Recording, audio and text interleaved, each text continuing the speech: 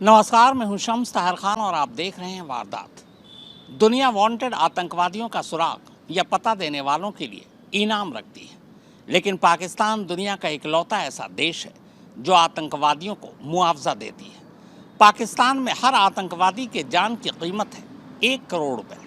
जी हाँ, आपको शायद मजाक लगे, लेकिन पाकिस्तान के प्रधानमंत्री शहबाज शरीफ ने ऑपरेशन सिंदूर में मारे गए हर आतंकवादी के परिवार वालों को शोहदा पैकेज के तहत 1 करोड़ रुपए का मुआवजा देने का ऐलान किया है।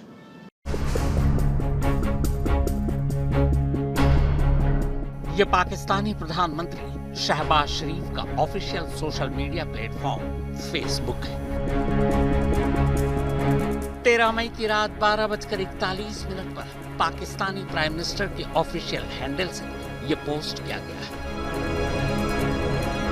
इस पोस्ट में पाकिस्तान के प्रधानमंत्री भारत के चलाए ऑपरेशन सिंदूर के तहत 9 टेरर कैंप में मारे गए लोगों के लिए एक खास पैकेज का ऐलान कर रहे हैं। इस पैकेज का नाम है शोहदा पैकेज, यानी शहीदों को दिया जाने वाला पैकेज। पूरा मजमून ये है। वजीर आजम मोहम्मद शहबाज शरीफ की जानिब से मार्के हक के दौरान शहीद होने वाले लोगों के लिए शोहदा पैकेज का ऐलान। मार्के हक में शहीद होने वाले पाकिस्तानी शहरियों के विरसा को 1 करोड़ रुपए, जबकि जख्मी होने वालों को 10 लाख से 20 लाख रुपए दिए जाएंगे। पाक अफवाज के जख्मी होने वालों को 20 लाख रुपए से 50 लाख रुपए फीकस यानी प्रति व्यक्ति दिए जाएंगे। पाकिस्तानी प्राइम मिनिस्टर के ऑफिशियल हैंडल फेसबुक पर एक दूसरा पोस्ट भी डाला गया है।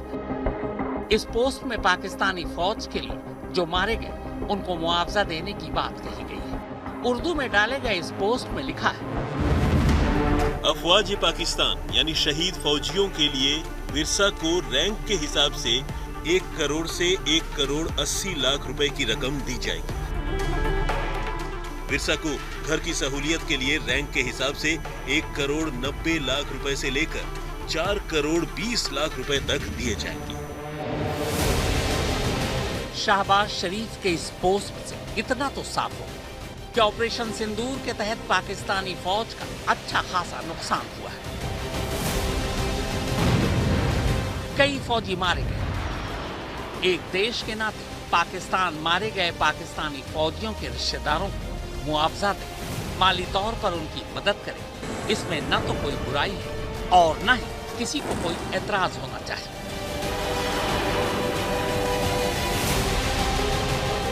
मगर इनका क्या करें?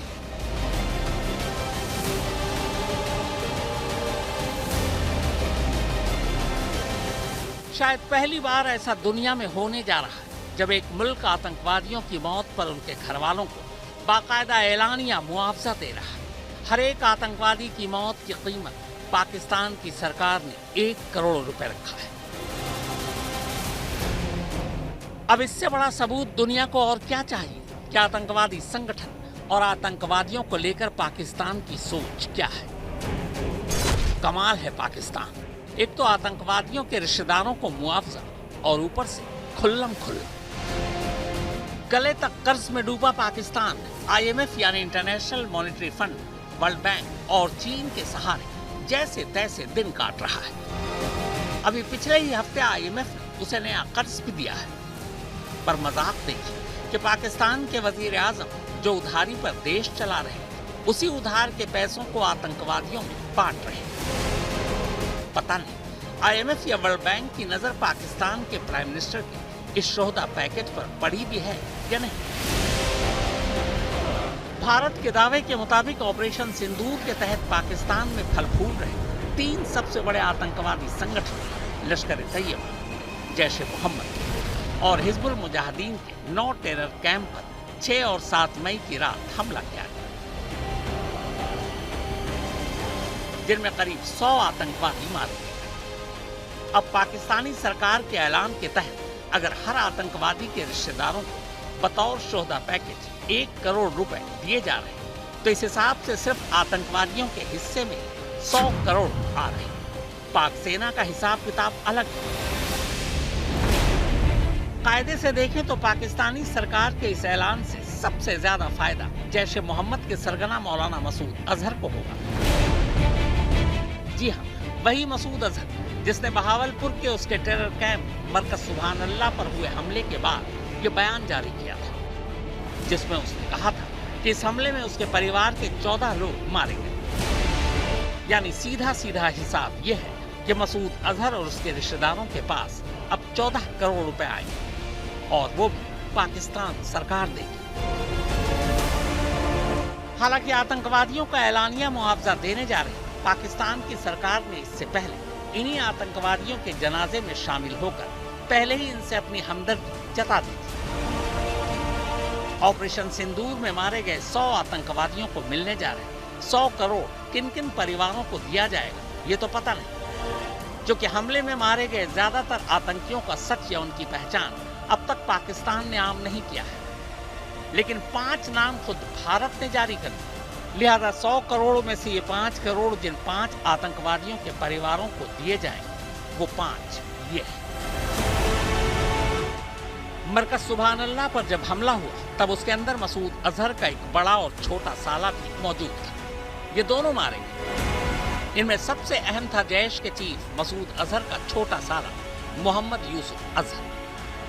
IC-814 कांधार हाईजैकिंग के मास्टरमाइंड में से एक पाकिस्तानी सेना के बड़े अफसर और फैसलाबाद के डिप्टी कमिश्नर जैश के इस आतंकवादी के जनाजे में शामिल हुए थे। सोचिए, आतंक को लेकर पाकिस्तान की ये कैसी दोगली नीति है। जिस कांधार हाईजैकिंग का यूसुफ अजहर गुनहगार था, उसकी मौत पर पाकिस्तान सरकार उसके बीवी बच्चों को अब 1 करोड़ रुपए देने जा रही है। मरकज सुभान अल्लाह में मारा गया जैश का दूसरा सबसे बड़ा आतंकवादी हाफिज मोहम्मद जमील था। जमील मसूद अजहर का बड़ा साला था। जमील ही जैश के टेरर कैंप के हेडक्वार्टर यानी मरकज सुभान अल्लाह का इंचार्ज भी था। उसका काम नए लड़कों को ट्रेनिंग देना और कैंप से सरहद पार भेजना था। ऑपरेशन सिंदूर में जिस सबसे बड़े टेरर कैंप को बर्बाद किया गया, उसी मरकज सुभान अल्लाह का इंचार्ज जमील न जाने कितने ही बेगुनाहों की मौत का जिम्मेदार था। परवाह रे पाकिस्तान, इस खूनी के नाम भी 1 करोड़ रुपए। मरकज सुभान अल्लाह में मारा गया जैश का तीसरा और मसूद अजहर का करीबी मोहम्मद हसन खान था। हसन खान पाक अधिकृत कश्मीर के जैश के ऑपरेशनल कमांडर मुफ्ती असगर खान कश्मीरी का बेटा था। बाप बेटे ने मिलकर इधर वाले और उधर वाले दोनों ही कश्मीर में न जाने कितने ही बेगुनाहों के सीने छलनी किए। लेकिन क्या कहिए उस पाकिस्तान को जो एक साथ लगभग एक ही रकम यानी 1 करोड़ रुपए मारे गए अपने फौजियों को भी दे रही और बेगुनाहों को मारने वाले आतंकवादी को भी। जैश के अलावा ऑपरेशन सिंदूर में जो सबसे बड़ा आतंकवादी मारा गया वो लश्कर के चीफ हाफिज सईद का राइट हैंड अबू जुंदाल था। साथ ही लश्कर के आतंक के हेडक्वार्टर मुरीदके में मौजूद मरकज तैयबा का इंचार्ज था। अबू जुंदाल भारत में हुए लश्कर के अनगिनत हमलों का मास्टरमाइंड था। लश्कर में इसकी क्या पोजीशन थी, इसका अंदाजा इसी से लगाया जा सकता है कि इसके जनाजे पर पाकिस्तानी आर्मी चीफ आसिम मुनीर और पंजाब की मुख्यमंत्री मरियम नवाज ने श्रद्धांजलि के फूल भेजे थे। हैरत इस बात पर है कि आज से नहीं बरसों से अबू जुंदाल एक घोषित आतंकवादी थे। लेकिन क्या मजा जो पाकिस्तान थोड़ा सा भी शर्म कर ले। पर नहीं, उधारी के पैसे बांटने का मजा ही कुछ और है। तो लगे हाथों जुंदाल के घर वालों को भी 1 करोड़ देने का ऐलान कर दिया। ऑपरेशन सिंदूर में 5वां जो सबसे बड़ा आतंकवादी ढेर हुआ वो लश्कर का खालिद उर्फ अबू आकाशा था। जम्मू कश्मीर में लश्कर ने जितने भी आतंकवादी हमले किए उनमें इसका हाथ था। खालिद तो भारत को छोड़िए पाकिस्तान को भी कई बार जख्मी कर चुका था। अफगानिस्तान से अवैध तरीके से हथियार पाकिस्तान लाने वाला ये एक बड़ा आतंकवादी था। हथियारों का वही खेप कश्मीर में आग उगलता तो कई बार तो उसी हथियार ने पाकिस्तान को भी लहूलुहान किया। लेकिन जब पाकिस्तान ठान ही चुका है कि उसे आतंकिस्तान के रास्ते पर ही जाना है तो फिर उसी रास्ते पर चल पड़े। खालिद को भला क्यों छोड़ना था? तो लगे हाथ जीते जी न सही, मरने के बाद ही खालिद करोड़पति बन गया।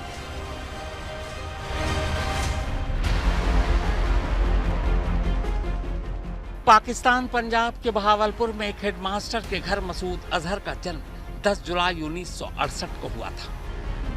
मसूद अपने 11 भाई बहनों में तीसरे नंबर पर था, पढ़ने लिखने में ज़हीन। जब वो 8वीं जमात में पढ़ता था तभी उसके वालिद के एक दोस्त उसे कराची के जामिया उलूम अल इस्लामिया में पढ़ाने के लिए ले गए। वहाँ वो ऊंची तालीम हासिल करने की जगह आतंक की किताब पढ़ने लगा।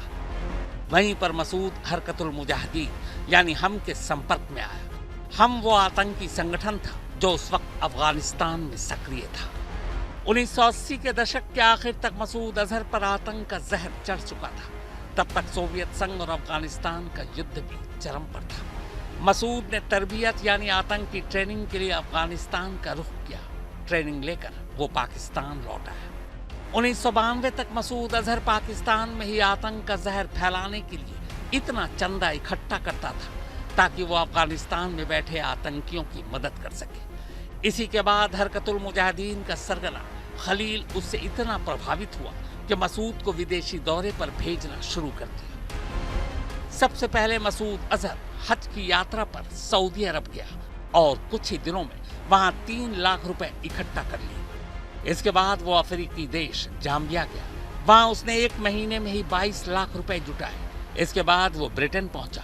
बर्मिंघम, नॉटिंघम, लेस्टरशायर और लंदन में आतंकी सोच वाले नौजवानों के साथ बैठक की। उसके जहर बुझे भाषण आतंक और नफरत बढ़ाने में घी का काम कर रहे थे। जल्दी उसके आकाओं को लग गया कि मसूद कोई साधारण आतंकवादी नहीं है, बल्कि आतंक की नई खेप तैयार करने में इससे भरपूर मदद मिल सकती है। आज तक ब्यूरो। ऑपरेशन सिंदूर के तहत पाकिस्तान में जिन 9 टेरर कैंप को निशाना बनाया गया था, उनमें सबसे ज्यादा जनाजे जैश-ए मोहम्मद के बहावलपुर के टेरर कैंप से उठे थे। खुद मसूद अजहर ने यह कबूल किया था कि इस हमले में उसके 14 रिश्तेदार मारे गए। हालांकि लश्कर के चीफ हाफिज सईद और हिजबुल मुजाहिदीन के चीफ सैयद सलाउद्दीन की तरह खुद मसूद अजहर भी फिलहाल अंडरग्राउंड है। अब तक मसूद अजहर अपने आतंकी आका की आंखों का नूर बन चुका था। पाकिस्तानी आतंकियों की नजर अब हिंदुस्तान पर थी। पाकिस्तानी सरकार की शह, पाकिस्तानी सेना और उसकी खुफिया एजेंसी ISI की मदद से अब मसूद अजहर हिंदुस्तान में घुसने की साजिश रचने लगा। वो अपने असली नाम और पहचान के साथ आना नहीं चाहता था, क्योंकि इससे उसके पकड़े जाने की पूरी गुंजाइश थी। 1994 में उसे कश्मीर में जाकर मुजाहिदीनों का हौसला बढ़ाने के लिए कहा गया। तब मसूद अजहर एक पुर्तगाली पासपोर्ट पर ढाका पहुंचा और वहां से दिल्ली, फिर दिल्ली से श्रीनगर।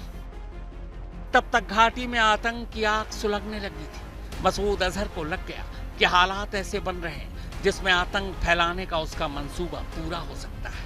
अब वो मस्जिदों का इस्तेमाल आतंक के गढ़ के रूप में करना चाहता था। घाटी में रहने के दौरान ही 1994 में एक रोज जुमे के दिन एक आतंकवादी सज्जाद के साथ वो जामा मस्जिद के लिए निकला। रास्ते में उसकी कार खराब हो गई। इसी के बाद दोनों ऑटो रिक्शा से जा रहे थे कि तभी सेना के जवानों ने दोनों को पकड़ लिया। सेना को लगा सैकड़ों गुमराह नौजवानों की तरह ये भी कोई मामूली आतंकवादी है। मनीष, आज तक ब्यूरो। तो वारदात में फिलहाल इतना ही, मगर देश और दुनिया की बाकी खबरों के लिए आप देखते रहिए आज तक।